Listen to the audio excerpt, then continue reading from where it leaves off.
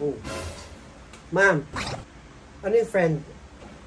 Nag-PMC principal sa GC natin. May meeting daw tayo sa faculty. May meeting daw? Teka na, punta tayo doon. Sige, teka na. Ano kaya pag-meetingan mo? Magandang araw sa inyo mga teachers. Magandang araw po Madam Principal. Magandang araw din po Madam Principal. Ay Friday na wala ng mga bata nag-uwian na. May announcement ako sa inyo. Dahil nga sa sobrang init, no? Sa sobrang init ng panahon.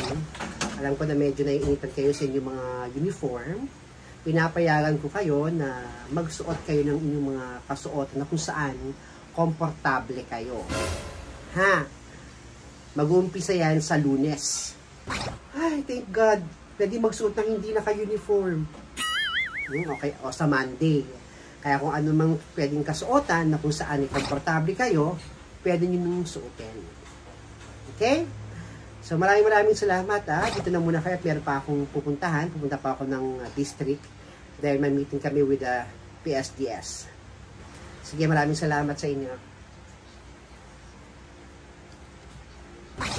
Sir, ano?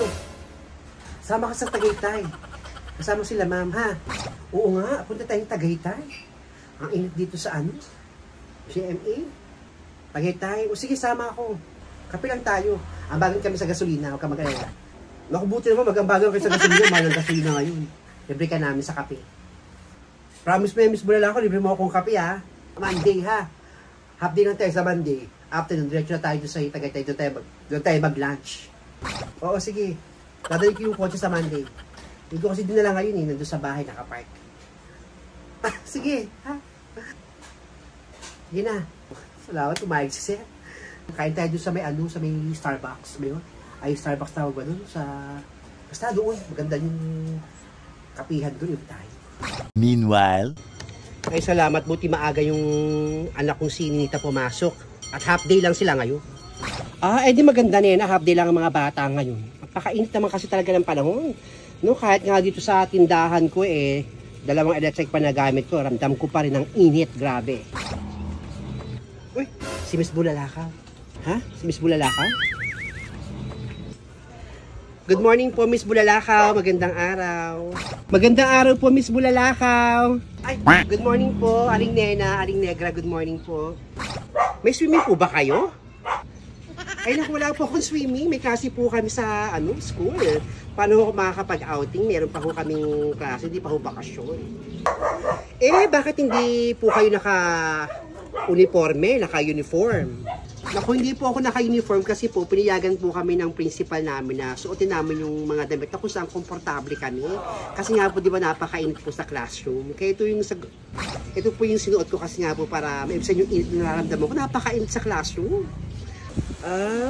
Ganun pala. Buti pinayagan sila ng kanilang principal, no? Miss Bulalakaw, huwag niyo pong sabihin na yan ang kasuotan niyo maghapon. Opo, maghapon ko po itong susuotin kasi napakainit po talaga. Alam mo, kahit nga alas 6 na ng gabi, mainit pa rin po talaga eh. Sige po. Alis na ako, baka pumalit pa ako sa klase namin. 7 o'clock po kasi yung oras. Ng time namin 6:30 na ho. Ay naku, sige po Miss Bulalakaw, ingat po kayo. Ay naku, sige po. Ingat po kayo, maraming salamat. Sige po, ingat po kayo, mainit po ang panahon. Sige na. O sige na nena, at ako'y magsasalat, maglalaba ako ng mga damit ko dito sa bahay. Ano ko, ito nga singit ko, may butlig-butlig, tinanggal ko na yung panty ko, napakainit kasi ng panahon. Uy, liging mo yan, init eh. So, sige na. Bye-bye.